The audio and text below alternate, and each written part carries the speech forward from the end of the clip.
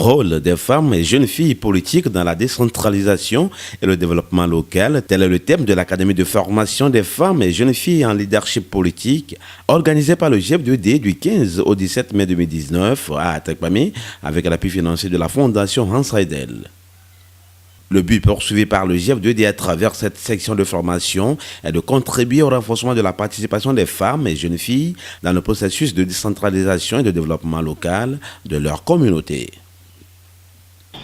Cet atelier de formation rentre dans la série de renforcement de capacités que nous avions démarré depuis 2012 avec l'appui de la Fondation Konrad Adenauer à l'endroit des femmes des partis politiques et des associations pour leur permettre d'améliorer leur participation à la vie publique et politique. Aujourd'hui, dans le contexte de notre pays où nous nous préparons à participer aux prochaines élections locales, où le pays se prépare à organiser les prochaines élections locales, c'est un devoir pour le GF2D d'outiller encore ces femmes-là, d'outiller ces leaders à mieux s'intégrer dans leur communauté, à mieux œuvrer pour le développement de leur communauté, à mieux participer à la vie de leur territoire. Durant 72 heures, les participantes venues de la région des Plateaux et centrales ont été outillées sur l'élaboration et la mise en œuvre participative d'un plan de développement communal sensible à un genre et à un contrôle citoyen de l'action publique, module développé par des experts en la matière. C'est des jeunes filles et des femmes politiques donc, qui ont l'ambition ou l'intérêt de participer aux échéances locales. Maintenant, comment on peut impliquer les femmes dans la gestion des affaires locales? C'est la grande question qu'on doit se poser. Comment le faire? Et dans ce processus, vous savez que quand on fait les élections locales, c'est pour élire un maire. Élire un maire, ça veut dire que chaque commune doit avoir son plan de développement communal. Et ce plan de développement communal, c'est le marketing, c'est ça qui vend, qui a les atouts, les problèmes et comment la communauté doit se développer. Maintenant, il faut quand même que ces femmes qui ont envie de devenir maire sachent au moins comment ça s'élabore le document là pour que tout le monde soit pris en compte. Donc c'était dans ce souci qu'ils sont à cette formation. Leur rôle, c'est d'abord de comprendre comment se fait, comment s'élabore le PDC. C'est en ce sens que nous sommes là. C'est la phase diagnostique. Quelles sont les étapes? Si on est en train de faire une phase diagnostique, quelles sont les étapes? Maintenant, concrètement aux femmes, il faut que ça soit sensible aux gens. Impliquer les femmes dans les instants de décision pour que les femmes puissent exprimer leurs besoins fondamentaux. En dehors des communications, des travaux en commission suivie de plénière ont été organisés. Une sortie de terrain pour la mise en pratique des enseignements reçus en salle a été également organisée, où les femmes ont eu l'occasion de rencontrer le chef canton de Oudou, Tagbe Arroso Tchakasik Bewa 2, et ses notables, les membres du comité de développement de quartier Oudou, et d'échanger avec eux. La présidente du CDQ Oudou et le président des jeunes du quartier ont tour à tour évoqué les activités qu'ils mènent en matière de développement de leur quartier et la difficulté qu'ils rencontrent dans la réalisation de ces activités.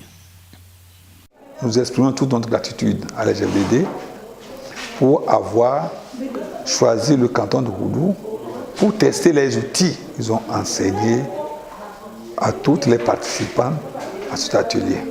Et c'est un apprentissage. Nos sœurs, nos mères qui sont venues du retour dans leur foyer respectif vont transmettre, faire une restitution, une brève restitution à ceux qui sont dans les mêmes ménages ou bien dans la même concession avec eux. Et nous souhaitons vivement que cette activité se reproduise afin que nos dames, nos sœurs, nos tantes émergent pour prêter main forte aux gens masculins pour que les deux genres contribuent au développement de nos milieux respectifs. Pour les participantes, cette académie de formation du GF2D a été très bénéfique pour elles. Cette formation a été vraiment bénéfique en nous incitant à nous positionner aux élections. Aujourd'hui, je peux dire que le développement de ma localité me concerne. Ça me concerne. En tant que femme, je dois aussi avoir ma main dans le développement. Ce n'est pas aux hommes seulement de développer.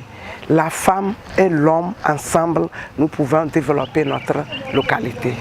Pour cette formation, j'ai acquis beaucoup de choses et on nous a enseigné tout ce qui doit se passer dans les communes comment gérer les communes, ce qu'il faut faire pour la commune quand vous êtes élu.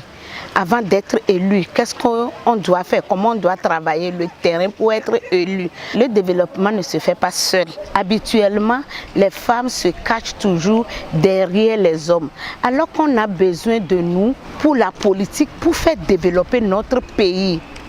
Parce que sans la femme, rien ne marche. Nous sommes les piliers de la famille, nous sommes les piliers de la maison, nous sommes les piliers de ce pays. Il faut qu'on démontre nos capacités, nos forces, il faut qu'on les mette en pratique. Si on n'est pas sur le terrain, rien ne peut pas marcher. Habituellement, les femmes ont honte, mais aujourd'hui, avec la formation qu'on nous fait maintenant, on est dévoué, on peut dire tout ce qu'on a dans nos cœurs, on peut faire avancer nos idées pour faire développer nos communes et notre pays.